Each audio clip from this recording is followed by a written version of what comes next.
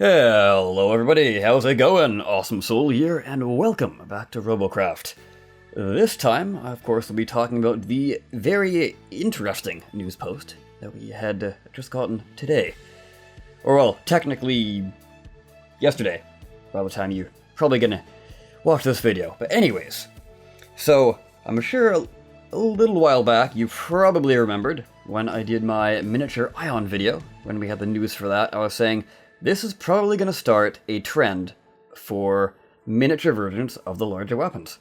And it would appear that I am indeed correct. So, the Flak Sentinel has been announced.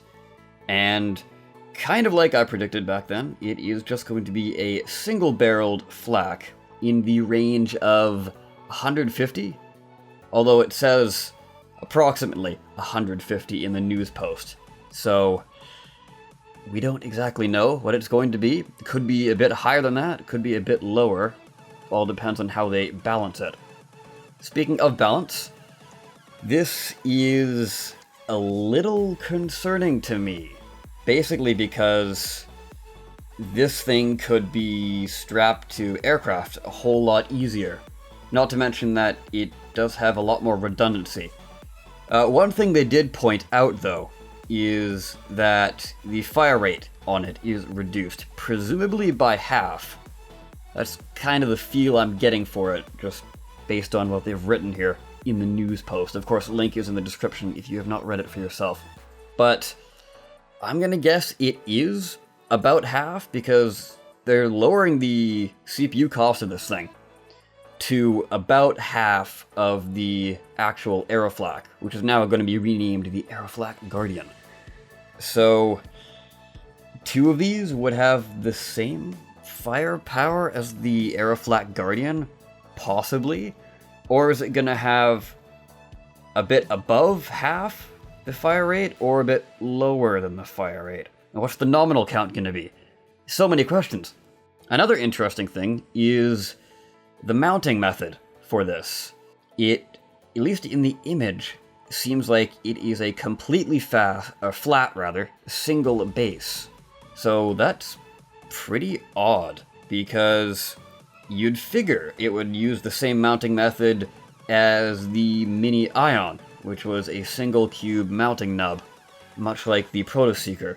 But it doesn't appear to have it. Maybe they're just doing that because it would look a bit odd on this whole conveyor belt sort of promo image thing if it was sticking out with the nub. But if it is completely flat, then defensively it's gonna be fairly simple to shoot off. But I guess we'll just have to wait and see.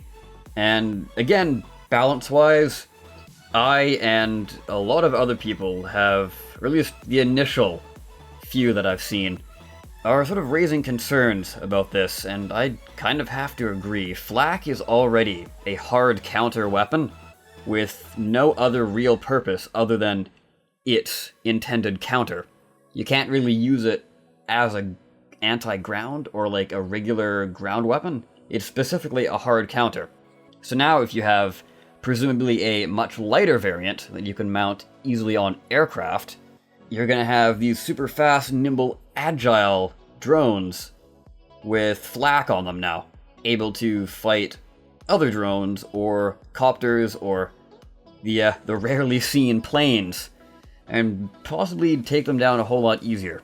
But we don't really know the weight, and presumably it's gonna be half the fire rate and possibly half the weight as well. So you would need two for a full Guardian fire rate. Although it does seem like it would be less than half, just judging by the model. But again, we'll just have to wait and see.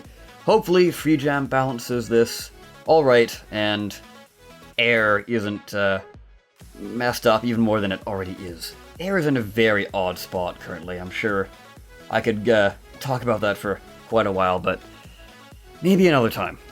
Anyways, breaking news from Euphorotech. Basically, the front-mounted SMGs, or lasers as they are currently known, are going to be given a 180-degree rotation to them. So that's pretty interesting. It doesn't really say anything about an increased damage, but it says it's now a viable choice for crafters for aiming to maximize their forward-facing damage delivery. Now, is that really that important? The only thing that it had going for it was the whole gun rotation. Basically, just because of the way it's mounted, it's always going to be pointing towards your camera. It doesn't have to, like, spin around quickly. So, hopefully that makes sense. But basically, it's always going to be pointing at the target. Assuming you're actually, aiming your gun in a general direction. You don't have to, like, swivel 180 in order to aim.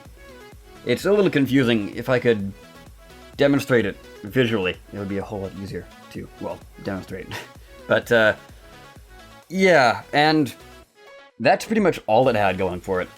Everything else about it was pretty much a bad thing. It had larger hitbox, which I assume it would still have the larger hitbox, actually. Doesn't say anything about getting rid of that, huh? Maybe they are getting a damage buff. Hopefully. That would actually make them somewhat useful.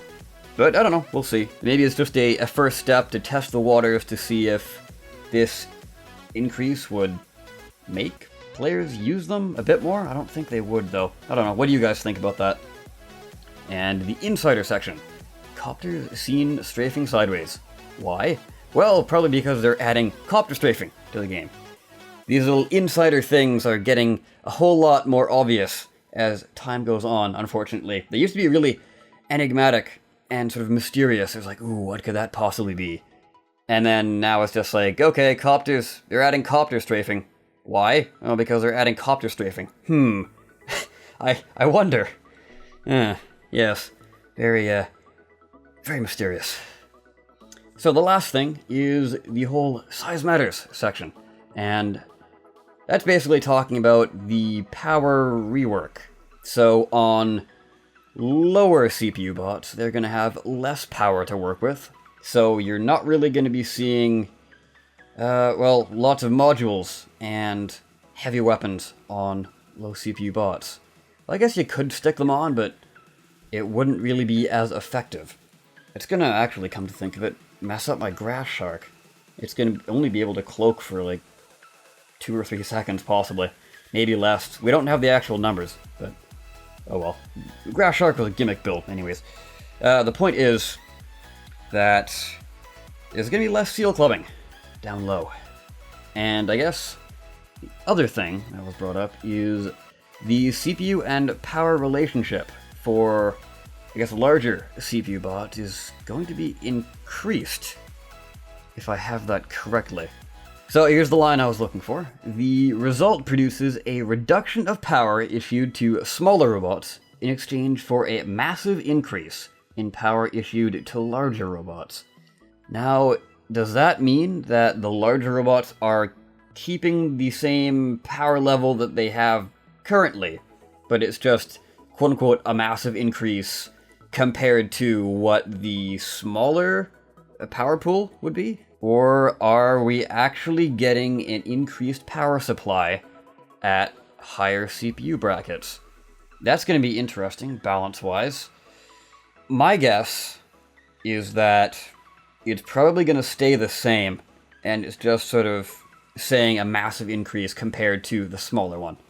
Because actually increasing the base power consumption, or the base power pool, rather, would mess up a lot of things balance-wise.